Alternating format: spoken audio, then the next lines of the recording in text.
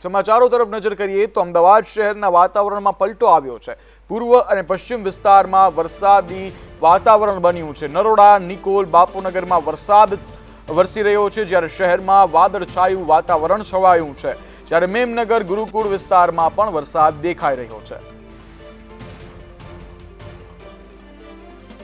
અમદાવાદ શહેરના દિવસના ઉકળાટ બાદ રાત્રે વરસાદની શરૂઆત થઈ છે। સાંજે વરસાદ પડતાની સાથે અમદાવાદની અંદર ઠંડક પ્રસરી છે। મહત્વનું છે કે હવામાન વિભાગ દ્વારા પણ આગાહી કરવામાં આવી હતી કે આવનારા કલાકોમાં અમદાવાદ સહિત ગુજરાતના અલગ અલગ ભાગોમાં વરસાદ થશે ને હવામાન વિભાગની આગાહી મુજબ અત્યારે અમદાવાદના પૂર્વ અને પશ્ચિમ વિસ્તારના બંને જગ્યાઓ પર વરસાદ છે તે અત્યારે વરસી રહ્યો છે। કોઈક વિસ્તારમાં ધીમી ધારે છે, ત્યારે કોઈક વિસ્તારમાં ધોધમાર વરસાદ છે તે વરસી રહ્યો છે। છેલ્લા ઘણા સમયથી ગરમીથી લોકો પરેશાન થઈ ગયા હતા, પરંતુ હવે ચોમાસાની શરૂઆત થતાં જ મેઘરાજા મહેરબાન બન્યા છે અને મેઘરાજા મહેરબાન બનતાની સાથે લોકોમાં એક પ્રકારનો ગરમીથી હાશકારો મળ્યો છે। તેની સાથે જ અમદાવાદના કેટલાક વિસ્તાર છે જેમાં પાણી ભરાવાની પણ શરૂઆત થઈ છે, પરંતુ મહત્વનું છે કે આજે આખા દિવસથી ઉકળાટ હતો। ઉકળાટ બાદ સાંજના સમયે વરસાદ આવતાની સાથે લોકોને ગરમીથી રાહત મળી છે। તેની સાથે જ લોકોમાં એક પ્રકારની ખુશીનો માહોલ પણ જોવા મળી રહ્યો છે, કારણ કે છેલ્લા ઘણા સમયથી 45 ડિગ્રી ઉપર ગરમી પહોંચી હતી, ત્યારે લોકો મેઘરાજાને મનાવી રહ્યા હતા।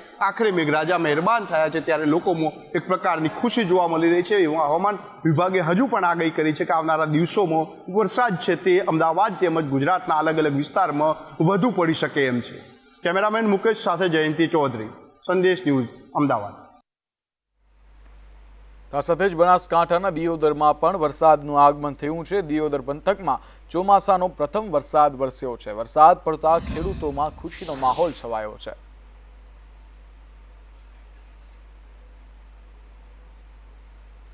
બનાસકાંઠાના દિયોદરમાં હાલ વરસાદનું આગમન થયું છે। દિયોદર પંથકમાં ચોમાસાનો પ્રથમ વરસાદ પડ્યો છે। વરસાદ પડતા ધમધોકાર તાપથી લોકોને રાહત મળી છે। સાથે જ સમગ્ર ચોમાસું સારો વરસાદ પડે તેવી આશા સાથે હાલ ખેડૂતો ખુશ થઈ રહ્યા છે।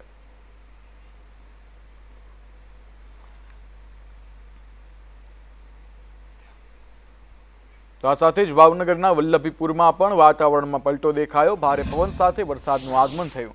વલ્લભીપુરના પચેગામ, કંથારિયામાં વરસાદ વરસ્યો છે।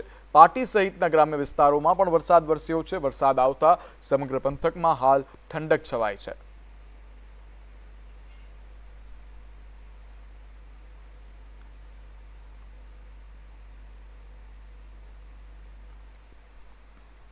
રાજકોટ અગ્નિકાંડ બાદ કોર્પોરેશન દ્વારા ફાયર સેફટી અને બીયુ સર્ટિફિકેટ ન હોય તેવા એકમોને સીલ કરવાની કાર્યવાહી હાથ ધરવામાં આવી છે, જેનાથી વેપારીઓ અને વિવિધ સંસ્થાના સંચાલકોમાં ફફડાટ ફેલાયો હતો। વેપારીઓ અને ક્લાસીસ સંચાલકોના ધંધા રોજગાર બંધ થઈ જતા તેઓ પાલિકા ખાતે રજૂઆત કરવા પહોંચ્યા હતા, જ્યાં પાલિકા દ્વારા સ્પેશિયલ સેલની રચના કરી વેપારીઓ અને વિવિધ સંસ્થાઓના પ્રતિનિધિ સાથે બેઠક કરી હતી। આ સાથે જ પાલિકા સિંગલ વિન્ડો સિસ્ટમ શરૂ કરશે, જેની મદદથી નાગરિકો જરૂરી તમામ ડોક્યુમેન્ટ જમા કરાવીને પોતાના એકમોનું સીલ ખોલાવી શકશે। જે બિલ્ડિંગો સીલ કરવામાં આવેલા છે એ સંસ્થાઓના માલિકો અને બીજા પ્રતિનિધિઓ સાથે આજે બેઠક કરવામાં આવેલી, એમને વિશેષ સમજૂત કરવામાં આવેલા છે।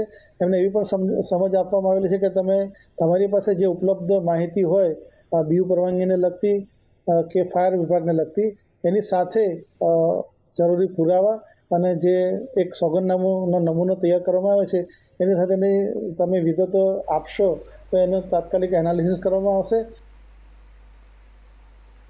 વડોદરામાં મનપાના શોપિંગ સેન્ટર સામે કાર્યવાહી કરવામાં આવશે, જ્યારે મનપા માલિકીના પદ્માવતી કોમ્પ્લેક્સ સામે કાર્યવાહી થશે। પદ્માવતી શોપિંગ સેન્ટરમાં ફાયર સેફટીનો અભાવ દેખાઈ રહ્યો છે। કોમ્પ્લેક્સમાં વીજ વાયરો પણ ગૂંચવાયેલી સ્થિતિમાં દેખાવા મળ્યા। પદ્માવતી કોમ્પ્લેક્સને વર્ષ 2021-22 એટલે કે નોટિસો વારંવાર આપવામાં આવી રહી છે અને એ વિષય ઉચ્ચ પદાધિકારીઓને ધ્યાનમાં આવ્યો છે અને લીધો પણ છે। કડક કાર્યવાહી કરવામાં આવી જ રહી છે, છતાં પણ જ્યારે કોઈક આગામી બીજી કોઈ નવી સૂચના મળે તે મુજબ કાર્યવાહી કરવામાં। અમદાવાદના આંગડિયા પેઢીના કર્મીનું અપહરણ કરવામાં આવ્યું। ચેન્નઈ ખાતેથી કર્મચારીનું અપહરણ કરવામાં આવ્યું। ચેન્નઈની ટોળકીએ ચેન્નઈની ટોળકીએ વ્યક્તિને છોડવા માટે 50 લાખ રૂપિયાની માંગ કરી છે, જ્યારે આંગડિયા પેઢીએ અમદાવાદ ક્રાઇમ બ્રાન્ચનો સંપર્ક કર્યો છે. અમદાવાદ પોલીસે ચેન્નઈ પોલીસને સમગ્ર માહિતી આપી છે અને તેના વિશે જાણ પણ કરી છે. સાથે જ ચેન્નઈ પોલીસે આ અપહરણ જેનું થયું છે તેવા શખ્સ એટલે કે રાહુલ પટેલને હેમખેમ હાલ છોડાવી લીધો છે. સમગ્ર માહિતી સાથે અમારા સંવાદદાતા જિગ્નેશ જોડાઈ ચૂક્યા છે. જિગ્નેશ, શું છે માહિતી અને શું છે અપડેટ? વાત કરવામાં આવે ઉત્સવ તો જે ચેન્નઈમાં અપહરણ કરાયેલા જે આંગળીયા પેઢીના કર્મચારી હતા તેને અમદાવાદ ક્રાઇમ બ્રાન્ચે મુક્ત કરાવ્યા છે. ચેન્નઈ પોલીસની મદદથી અમદાવાદ ક્રાઇમ બ્રાન્ચે આખું ઓપરેશન છે તે પાર પાડ્યું હતું અને આંગળીયા પેઢીના કર્મચારીનું જે ગઈકાલે 12:30 વાગ્યાના અરસામાં જે અપહરણ થયું હતું અને તેને છોડવા માટે એટલે કે અભિયુક્તના છોડવા માટે 50 લાખ રૂપિયાની ખંડણી માંગવામાં આવી હતી અને જે મામલે અમદાવાદ ક્રાઇમ બ્રાન્ચને માહિતી મળતા ક્રાઇમ બ્રાન્ચે ચેન્નઈ પોલીસની સાથે રાખી અને જે આખું ઓપરેશન કર્યું હતું અને ટેકનિકલ સર્વેલન્સના મદદથી જે અભિયુક્ત રાહુલ પટેલ હતા તેમને હેમખેમ છોડાવી લેવામાં આવ્યા હતા અને છોડાવ્યા બાદ તેમનો પરિવાર સાથે પણ સંપર્ક કરાવ્યો હતો. જોકે અપહરણ કરનારા કોણ હતા અને કયા સંજોગોમાં અપહરણ થયું તે જાણવા માટે અમદાવાદ ક્રાઇમ બ્રાન્ચ અને ચેન્નઈ પોલીસ હજી પણ અપહરણકર્તા સુધી પહોંચવા માટે એક ઓપરેશન ચલાવી રહી છે અને નજીકના ભવિષ્યમાં અપહરણકર્તાઓની પણ ધરપકડ કરવામાં આવશે. જી જિગ્નેશ, સમગ્ર માહિતી બદલ આભાર.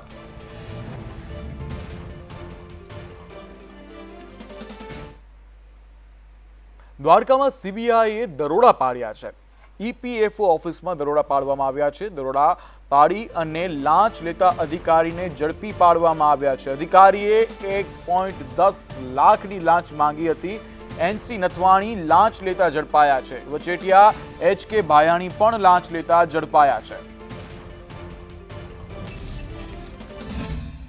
દેવભૂમિ જિલ્લાના સુરજકાળી ગામ છે ત્યાં હાલમાં જે એક સીબીઆઈ દ્વારા રેડ કરવામાં આવી છે અને HK ભાયાણી તેમજ જય ભાયાણી પિતા પુત્રનું હાલમાં જે નામ ખુલી રહ્યું છે. મારી પાછળના જે દ્રશ્યો બતાડીશ આપને કે જે ઓખા મરીન જે છે એ પોલીસ ચોકી છે એ મીઠાપુરમાં આવેલી છે. ટાટા કંપનીની અંડરમાં આ પોલીસ ચોકી આવી છે. હાલમાં પિતા પુત્ર જે છે એમને બંનેની સીબીઆઈ દ્વારા આ ચોકીની અંદર પૂછપરછ સતત ચાલી રહી છે. હું આપને દ્રશ્યો દેખાડવા માગીશ કે હાલમાં સંદેશ ગ્રાઉન્ડ ઝીરો રિપોર્ટ ઉપરથી હાલમાં જે દ્રશ્યો છે અને જે અંદાજિત જે કોઈ એવો મામલો છે ફંડિંગનો કે કોઈ એવો સામે આવી રહ્યું છે અને જ્યાં ક્યાંક ને ક્યાંક જે કરપ્શન થતું હોય તો આજે સીબીઆઈ દ્વારા અહીં રેડ પાડવામાં આવી છે. અનિલાલ, સંદેશ ન્યૂઝ, દ્વારકા.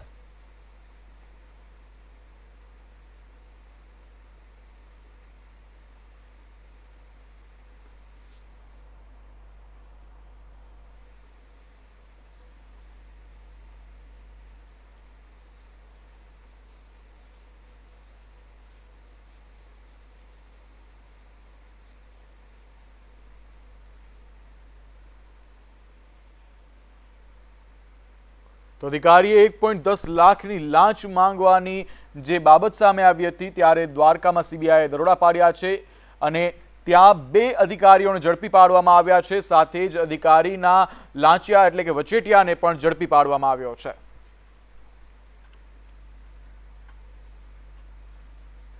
ત્યારે દહેગામના વાતાવરણમાં અચાનક પલટો જોવા મળ્યો છે. ભારે ઉકળાટ બાદ ધોધમાર વરસાદ વરસી રહ્યો છે. મોડી રાતે ભારે પવન સાથે વરસાદ વરસી રહ્યો છે અને વરસાદથી વાતાવરણમાં હાલ ઠંડક પ્રસરી છે. ભારે ઉકળાટ બાદ ધોધમાર વરસાદ વરસ્યો છે દહેગામમાં અને આ સાથે જ ઉકળાટ બાદ ત્યાંના વિસ્તારમાં અને સમગ્ર પંથકમાં ઠંડક પ્રસરી છે. સાથે જ લોકોના જીવમાં જીવ આવ્યો છે આ ગરમીથી, કારણ કે આ ગરમીથી લોકો ત્રસ્ત થઈ ચૂક્યા હતા. ત્યારબાદ મેઘરાજનું આગમન થતાં લોકોના જીવમાં જીવ આવ્યો છે અને સમગ્ર વાતાવરણ હાલ ઠંડકવાળું બન્યું છે, જેને લઈ અને એક ગરમીથી પણ હાલ છુટકારો મળી રહ્યો છે.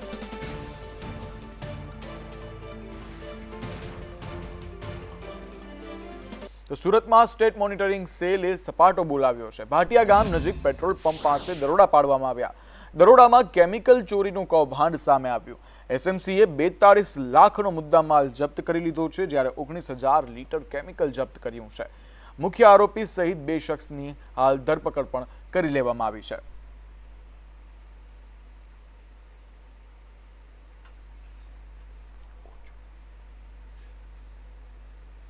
તો પેટલાદના જોગણ નજીક જીએસટી વિભાગની તપાસ હાથ ધરવામાં આવી છે. તમાકુની ખરીમાં જીએસટી વિભાગે તપાસ હાથ ધરી છે.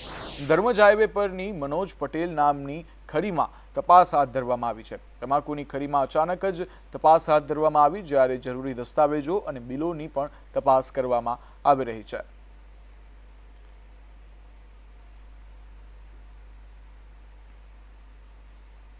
સુરેન્દ્રનગરના ડેડુકી ગામમાંથી જુગારધામ ઝડપાયું છે. પોલીસે અખાડા પર દરોડા પાડ્યા અને દરોડા કરતા ઝડપાયું જુગારધામ. પોલીસે 7 જુગારીઓની હાલ ધરપકડ કરી છે, જ્યારે 4 ફરાર છે. ઇકો કાર સહિત કુલ 2,39,000 રૂપિયાનો મુદ્દામાલ જપ્ત કરવામાં આવ્યો છે અને આ સાથે જ પ્લાસ્ટિકના ટોકનથી જુગાર રમાડવામાં આવતો હતો.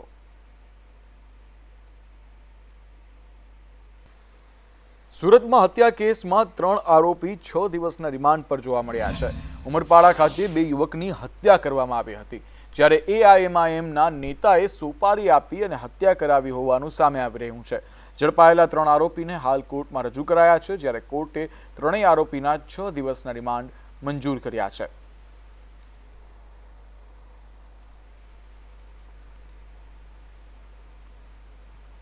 સુરતમાં વિદેશ મોકલવાના બહાને છેતરપિંડી કરવામાં આવી રહી છે. કામરેજના વેલંજા વિસ્તારની આ ઘટના છે જે સામે આવી રહી છે, જ્યાં બ્રિટન અભ્યાસ અર્થે મોકલવાના નામે ઠગાઈ કરવામાં આવી રહી છે. ભોગ બનનાર પાસે 10 લાખથી વધુની રકમ પડાવી અને 105 દિવસમાં વિઝા નહીં આવે તો પૈસા પરતનું કહેતો, જ્યારે પોલીસે પિન્ટુ મજેઠિયા એટલે કે જે ગુનેગાર છે તેની ધરપકડ કરી લીધી છે અને હાલ તે પોલીસની ગિરફ્તમાં છે.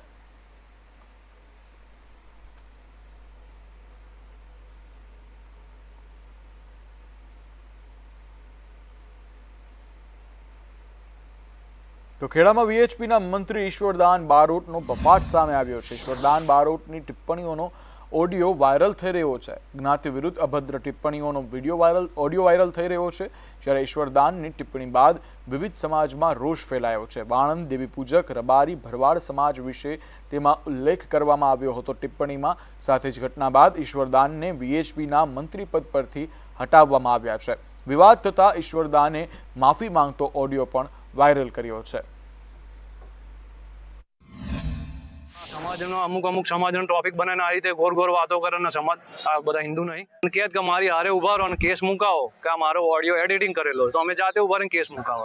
અમારી જ્ઞાતિ વિશે અભદ્ર ભાષા અભદ્ર ટિપ્પણીઓ કરી અને અમારી લાગણીને ઠેસ પહોંચી છે. આના માટે અમારી યોગ્ય પગલાં ભરાય એ માટે માતા પોલીસ સ્ટેશનની અંદર અમે અરજી આપવામાં આવી છે. વિશ્વ હિન્દુ પરિષદના ખેડા જિલ્લાના મંત્રી શ્રી ઈશ્વરદાન બારોટ એ અમારા સમાજ વિશે ખૂબ જ નીચ કક્ષાની વાતો કરી છે. અમારા વિશે અમારા વાળંદ સમાજ દિલના ઠેસ ખૂબ અંદર દિલના ઠેસ પહોંચી છે ઊંડી. તો વેરાવળમાં ગેરકાયદે દબાણે બુલડોઝર ફેરવવામાં આવ્યું છે. આયેશા સોસાયટી નજીકના દબાણો દૂર કરવામાં આવ્યા છે. 4,500 ચોરસ મીટર જમીન પરના દબાણો હાલ દૂર કરાયા છે, જ્યારે કલેક્ટરની ટીમે દબાણોને દૂર કર્યા છે. આપ ટીવી સ્ક્રીન પર સંદેશની ટીવી સ્ક્રીન પર આપ દ્રશ્ય જોઈ શકો છો, જ્યાં વેરાવળમાં કલેક્ટરની ટીમે દબાણો દૂર કર્યા છે. કલેક્ટરે ખુદ ત્યાં હાજરી આપી અને આ દૂર કરવામાં આવ્યા છે દબાણો. આયેશા સોસાયટી નજીકના આ દ્રશ્યો છે, જ્યાં દબાણો દૂર કરવામાં આવ્યા છે. ટ્રાફિક સમસ્યા હોવાના કારણે આ દબાણો છે તે દૂર કરવામાં આવ્યા છે.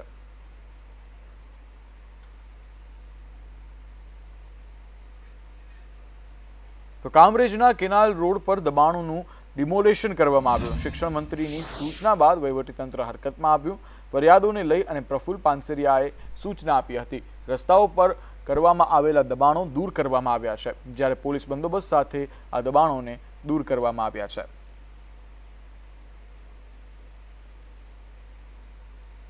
વેળાવદર કાળિયાર રાષ્ટ્રીય ઉદ્યાન રહેશે બંધ. 4 મહિના સુધી આ રાષ્ટ્રીય ઉદ્યાન બંધ રહેશે. ચોમાસા દરમિયાન મુલાકાતીઓ માટે ઉદ્યાન બંધ રાખવામાં આવશે.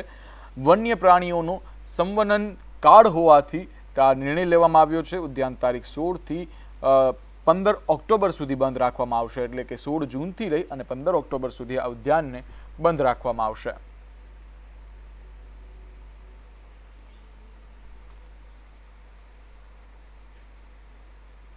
તો ગુજરાત કોંગ્રેસ પ્રભારી મુકુલ વાસનિક અમદાવાદમાં જોવા મળ્યા. લોકોનો વિશ્વાસ રાહુલ ગાંધી પર વધ્યો તેવું નિવેદન તેઓએ આપ્યું અને સાથે જ તેઓએ કહ્યું કે રાહુલ ગાંધીની યાત્રાઓથી લોકોનો વિશ્વાસ વધી રહ્યો છે. ગિનીબેન ઠાકોરની જીત કોંગ્રેસ માટે સારી શરૂઆત છે. ચૂંટણી હાર્યા તે બાબતો પર મંથન કરીશું. बनासकांठा से ज्ञानीबेन ठाकुर विजयी हुई। मैं समझता हूँ कि ये गुजरात में एक बहुत अच्छी शुरुआत हुई है। हमारा ये सोचना था कि और भी कुछ अन्य दूसरे क्षेत्रों में कामयाब मिलेगी, लेकिन ऐसा नहीं हुआ। लेकिन जो इरादा भारतीय जनता पार्टी गुजरात में रखती थी कि हर निर्वाचन क्षेत्र में, जैसा वो कहा करते थे कि 5-5 लाख के फर्क से वो यहाँ पर कामयाब हो गए, ऐसा नहीं हुआ। और मैं ये समझता हूँ कि हम तमाम उन बातों में जाने की कोशिश करेंगे जिन बातों की वजह से ये चुनाव में हम जिस तरह से कामयाबी की उम्मीद करते थे वो नहीं मिल पाई, और आने वाले समय में उस पर जो काम करने की आवश्यकता होगी वो करेंगे। તો પીરાણા બબાલને લઈ ભાજપના આગેવાન સામે ફરિયાદ નોંધવામાં આવી છે। અરવલ્લી કિસાન મોરચાના પ્રભારી હર્ષદ પટેલ સામે ફરિયાદ કરવામાં આવી છે। મુખ્ય આરોપી તરીકે હર્ષદ પટેલ સામે ફરિયાદ કરવામાં આવી છે, જ્યારે પીરાણા પાસે કબર તોડવાને લઈ અને જૂથ અથડામણ થયું હતું। હર્ષદ પટેલ નિષ્કલંકી મંદિરના હાલ ટ્રસ્ટી છે।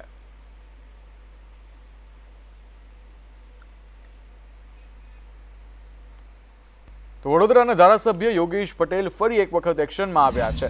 કલેક્ટરને પત્ર લખી અને પુરાવા માંગવામાં આવ્યા છે। છેલ્લા 3 વર્ષમાં NA થયેલ જમીનોની વિગત મંગાવવામાં આવી છે। ઘણા લોકોએ મને જમીન મામલે રજૂઆત કરી છે તેવું નિવેદન યોગેશ પટેલે આપ્યું અને સાથે જ કહ્યું કે અધિકારીઓ સામે પણ મને કામગીરી કરવા માટેની માંગ કરવામાં આવી છે, જ્યારે અધિકારીઓના વચેટિયા મારફતે આ દસ્તાવેજ થાય છે। હું કોઈ એક અધિકારીનું નામ લેવા માંગતો નથી, જ્યારે 3 વર્ષમાં ઘણી સરકારી જમીનો પધરાવી દેવામાં આવી છે। સાથે જ અનેક નિવેદનો કરવામાં આવ્યા અને તેઓએ શું કહ્યું જોઈએ। જે રીતે આ પત્ર તમે લખ્યો છે, એવી તો શું જરૂરિયાત પડી કે એવી શું રજૂઆત આવી કે પત્ર લખો? જ્યારે આવા મુદ્દા મારે બરાબર ધ્યાનમાં આવ્યા એટલે આજે એક કાગળ લખ્યો છે કલેક્ટરને। બીજલ સાહેબે સ્પષ્ટ જણાવ્યું છે કે આવા જે બી ખોટા હુકમો થયા હોય એને પૂરેપૂરી તપાસ કરવી જોઈએ, ચકાસણી કરવી જોઈએ ને આવા હુકમો રદ કરવા જોઈએ। પરંતુ સરકારી જમીનો પણ અન્ય લોકોને પધરાવી દેવામાં આવી છે। આમાં માતબાર રકમો લેવામાં આવી હશે, કરોડો રૂપિયા અધિકારીઓએ લીધા હશે। તો આવા કેસોમાં પણ તમે પૂરેપૂરી તપાસ કરો ને જો સરકારી જમીન કોઈ પણ જણને પધરાવી દીધી હોય એની પર ફોજદારી કેસો થવા જોઈએ। અને હું કોઈ અધિકારી પર્ટિક્યુલર અધિકારી ઉપર આંગળી નથી કરતો। કેમેરા પર્સન નિકેશ વડન સાથે કુણાલ શર્મા, સંદેશ ન્યૂઝ, વડોદરા। તો કોંગ્રેસ નેતા મહેશ રાજપૂતે સરકાર પર પ્રહારો કર્યા છે। તેઓએ કહ્યું કે સરકાર શિક્ષણ માફિયાના પ્રેશરમાં આવી ગઈ છે। સરકારે શિક્ષણ માફિયા પાસેથી ફાળાઓ ઉઘરાવેલા છે। ગુજરાતની 75% સ્કૂલો સોગંદનામા ઉપર ચાલે છે, જ્યારે બાળકોને જોખમમાં મૂકવાની વાત સરકાર કરી રહી છે। જે રીતે સરકાર શિક્ષણ જગતના માફિયાઓના પ્રેશરમાં આવી ગઈ છે અને સરકાર ત્યારે જ પ્રેશરમાં આવે કે જ્યારે આપણે ભૂતકાળમાં પણ જોયું છે કે શિક્ષણ માફિયાઓ પાસેથી ફંડ ફાળાઓ જે રીતે સરકારે ઉઘરાવેલા છે, ત્યારે ગઈકાલથી સરકાર ક્યાંક ને ક્યાંક બીજા રસ્તાઓ કાઢવામાં પડી છે કે ભાઈ સોગંદનામું આપી દે સ્કૂલના માલિકો, એટલે એમને સ્કૂલ ખોલવા દેવી અને સોગંદનામામાં એવું સોગંદનામું લેવું કે આટલું આટલું જે ઘટે છે એ અમે પૂર્ણ કરી દેશું, એવું સોગંદનામું લેવું। પણ આ ગુજરાતની અંદર જ્યારે સ્કૂલ મંજૂર કરવામાં આવે છે ત્યારે એક બિલ્ડિંગમાં મંજૂર કરવામાં આવે અને પછી એમાં સોગંદનામું દેવામાં આવે કે આના નિયમોને ધ્યાનમાં રાખીને ગ્રાઉન્ડ પાર્કિંગ એ અમે ટૂંક સમયમાં કરી નાખશું અને એના માટેનું અમે આ સોગંદનામું રજૂ કરીએ છીએ। એવી રાજકોટ હોય કે ગુજરાતની 75% સ્કૂલો માત્ર સોગંદનામા ઉપર ચાલે છે કે એ ગેમ ઝોનની અંદર જે યુવાનો ગેમ રમવા આવતા એને પણ ક્યાંક ને ક્યાંક બિયરની સપ્લાય પૂરી કરવામાં આવતી હતી, એવી પણ વાત છે। તો આની ઉપર પોલીસે શું કર્યું, SIT વાળાએ શું એની અંદર કર્યું, એની કોઈ માહિતી દેતા નથી। અને આ જે તપાસ છે એ તપાસને તમે ક્યાંય ખુલ્લી લોકો સમક્ષ લઈ આવી જોઈએ। એક એક તમે જો એને ચોખ્ખું કરતા હોય તો એક એક વાર એની ચોખવટ કરવી જોઈએ। આ કોઈ એવી તપાસ નથી કે જે તપાસ લીકેજ થઈ જવાથી આ દેશને નુકસાન થતું હોય, એવી આ કોઈ તપાસ નથી આવી રહી। એટલે SIT છે એની તપાસ ક્યાંક ને ક્યાંક એના આકાઓ દ્વારા એને દબાવવાની વાત છે. સીએમ પોતે આજે એવું કબૂલ કર્યું હોય કે હા અમારી ક્યાંક ભૂલ થઈ છે, તો આ એસઆઈટીની અમારી જે માંગણી છે એસઆઈટીના અધિકારીઓ હટાવી નોન કરપ્ટેડ અધિકારી આવે તો જ આની સાચી તપાસ બહાર આવશે. બીજી તરફ ટીએમસી સાંસદ યુસુફ પઠાણને વડોદરા મનપાની નોટિસ ફાળવવામાં આવી છે. યુસુફ પઠાણે કોર્પોરેશન પાસે પ્લોટની માંગણી કરી હતી. રાજ્ય સરકારે યુસુફની માંગણી નામંજૂર કરી હતી. 15 દિવસમાં પ્લોટ પરનું દબાણ દૂર કરવા માટેની નોટિસ આપવામાં આવી છે. સ્વેચ્છાએ દબાણ દૂર નહીં થાય તો કોર્પોરેશન આગળના પગલાં હાથ લેશે. પ્લોટ એમને મળી શકે નહીં એવું હમણાં આપણા ધ્યાન પર આવ્યું છે. જે તે ટાઈમે રાજ્ય સરકારમાંથી લેટર આવેલો કોર્પોરેશનમાં અને કોર્પોરેશનને જાણ કરી હતી, પરંતુ હમણાં એવું ધ્યાન પર આવ્યું છે કે હજુ પણ એ પ્લોટનો વપરાશ તેઓ પોતે જ કરી રહ્યા છે.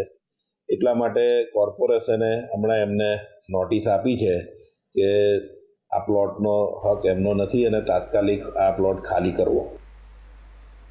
અંકલેશ્વર ઉદ્યોગ મંડળની 29 જૂને ચૂંટણી યોજાવાની છે, જેમાં આજે ઉમેદવારી પત્રો ચકાસવાની પ્રક્રિયા પૂર્ણ થઈ છે. જનરલ કેટેગરીમાં 8 બેઠકો માટે 32 ફોર્મ ભરાયા હતા. તે પૈકી 3 ફોર્મ રદ થતાં હવે 29 ફોર્મ માન્ય થયા છે. ઉમેદવારે 19 જૂન સુધીમાં ફોર્મ પરત ખેંચી શકશે. ત્યારબાદ ચૂંટણીનું ચિત્ર સ્પષ્ટ થશે.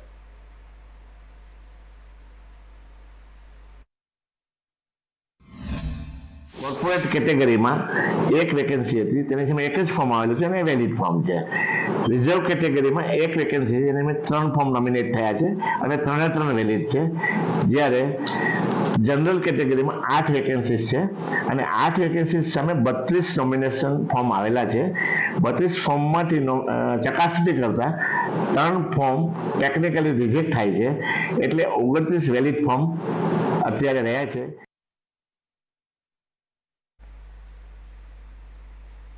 તો સાવલી ખાતે કેજે institute of engineering and technology college કેમ્પસમાં વડોદરા એમ્પ્લોયમેન્ટ વિભાગ દ્વારા તારીખ 13 થી 15 જૂન દરમિયાન મેગા જોબ ફેર 2024નું આયોજન કરવામાં આવ્યું. આ પ્રસંગે કેજેઆઈટીના સંચાલક ધર્મેશ પંડ્યાએ જણાવ્યું કે આ જોબ ફેર એન્જિનિયરિંગ ડિપ્લોમા અને આઈટીઆઈના વિદ્યાર્થીઓ માટે મહત્વપૂર્ણ પુરવાર થશે. જોબ ફેરમાં સાવલી જીઆઈડીસી સહિત દેશની અનેક કંપનીઓ આવી રહી છે.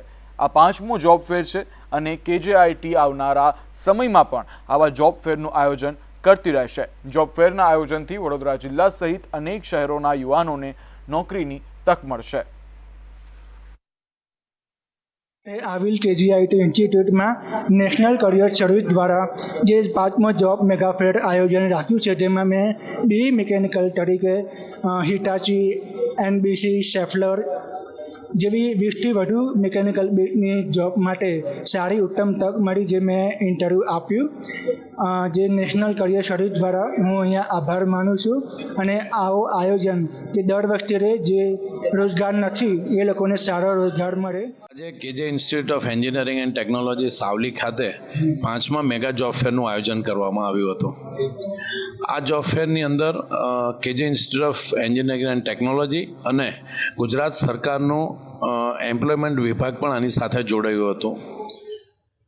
આ જોબ ફેરની અંદર 1200થી પણ વધુ વિદ્યાર્થીઓએ રજીસ્ટ્રેશન કરાવ્યા છે અને 30થી પણ વધુ કંપનીઓએ આની અંદર ભાગ લીધો છે. આ જોબ ફેરનું આયોજન એ છે કે કંપનીને સારા ઉમેદવાર મળે, સારા એમ્પ્લોયી મળે અને સારા વિદ્યાર્થીને સારી કંપની મળે.